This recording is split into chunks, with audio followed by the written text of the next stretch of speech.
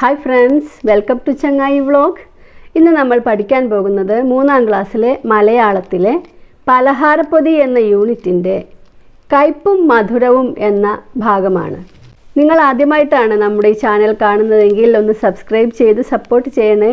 അതേപോലെ വീഡിയോയ്ക്ക് ലൈക്ക് നൽകാൻ മറക്കല്ലേ. ഫ്രണ്ട്സിന് ഷെയർ ചെയ്ത് കൊടുക്കുകയും ചെയ്യാം. നിങ്ങൾക്ക് ആവശ്യമുള്ള മറ്റ് വീഡിയോസ് എല്ലാം സ്റ്റാൻഡേർഡ് 3 2024 എന്ന പ്ലേലിസ്റ്റിൽ നിങ്ങൾക്ക് ലഭ്യമാണ്. അതുകൂടി നോക്കിക്കോളൂ. അപ്പോൾ നമുക്ക് ക്ലാസ്സിലേക്ക് കടക്കാം. കയ്പും മധുരവും.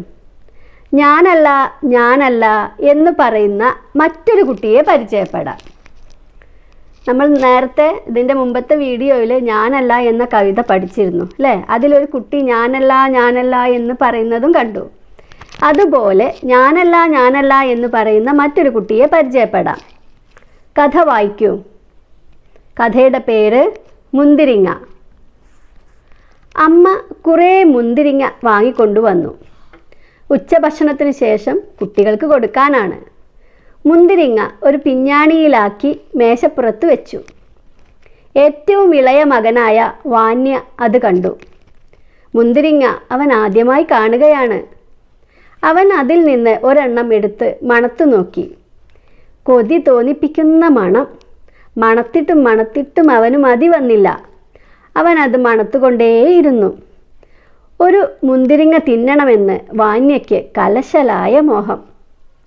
മുന്തിരിങ്ങയുടെ ചുറ്റും പറ്റിക്കൂടി നടന്നു. പിന്നെ മുറിയിൽ ആരുമില്ലാത്ത തക്കം നോക്കി അവൻ ഒരു മുന്തിരിങ്ങ എടുത്തു തിന്നു. ഭക്ഷണത്തിനുള്ള സമയമായി. അമ്മ വിളിച്ചു പറഞ്ഞു, മക്കളെ, ഊണിന് സമയമായി, എല്ലാവരും വന്നോളൂ. അച്ഛനെയും വിളിച്ചുകൊള്ളൂ. അച്ഛനും കുട്ടികളും വന്ന് തീൻമേശയ്ക്ക് ചുറ്റുമിരുന്നു. അമ്മയ്ക്കൊരു സംശയം. മുന്തിരിങ്ങയിൽ ആരോ കൈവച്ചിരിക്കുന്നു. അവരത് എണ്ണി നോക്കി. ഒരെണ്ണം കുറവ്. അമ്മ ചോദിച്ചു, മക്കളെ, നിങ്ങൾ ആരെങ്കിലും മുന്തിരിങ്ങ എടുത്ത് തിന്നോ? ഒരെണ്ണം കുറവുണ്ടല്ലോ. എല്ലാ കുട്ടികളും ചേർന്ന് വിളിച്ചു പറഞ്ഞു, ഇല്ല.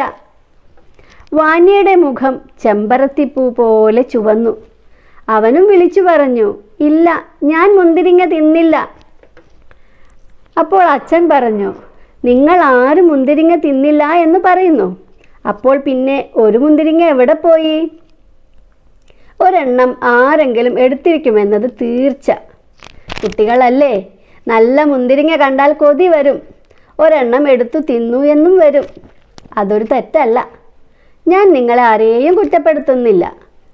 പക്ഷേ ഒരു കാര്യമോർത്ത് എനിക്ക് പേടിയാകുന്നു.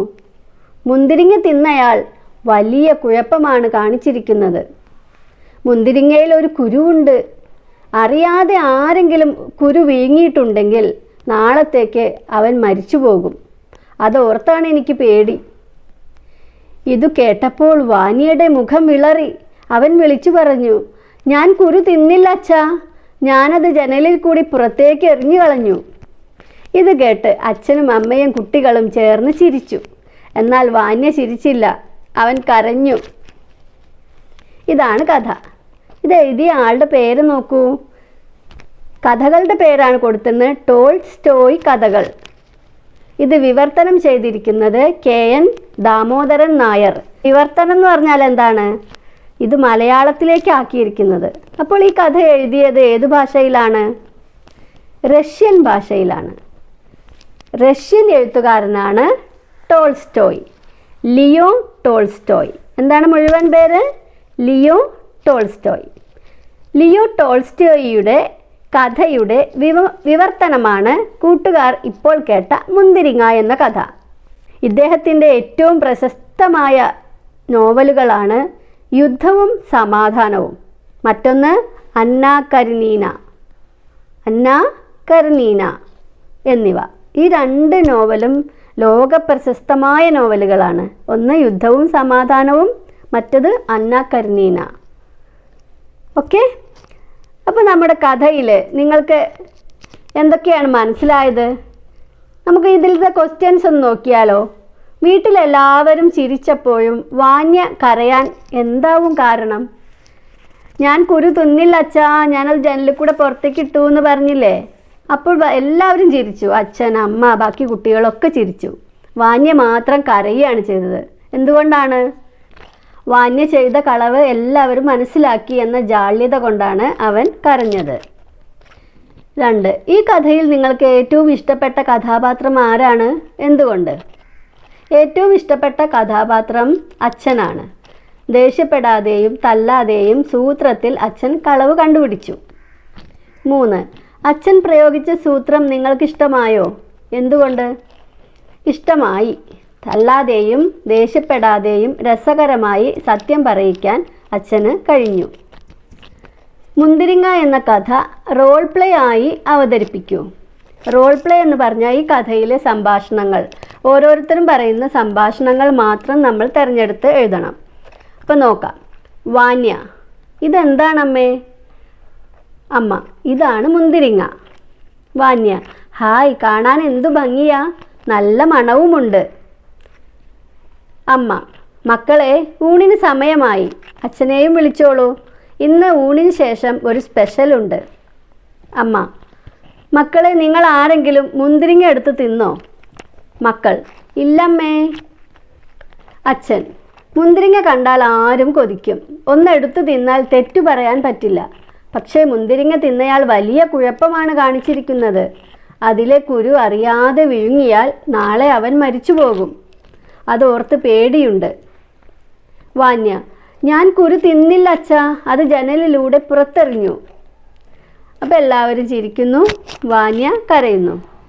ഇങ്ങനെയാണ് റോൾ പ്ലേ ആയിട്ട് ഈ കഥ എഴുതേണ്ടത്. അടുത്തത്, മുന്തിരിങ്ങ കട്ടുതിന്ന ദിവസം വാന്യ എഴുതാനിടയുള്ള ഒരു ഡയറി തയ്യാറാക്കൂ.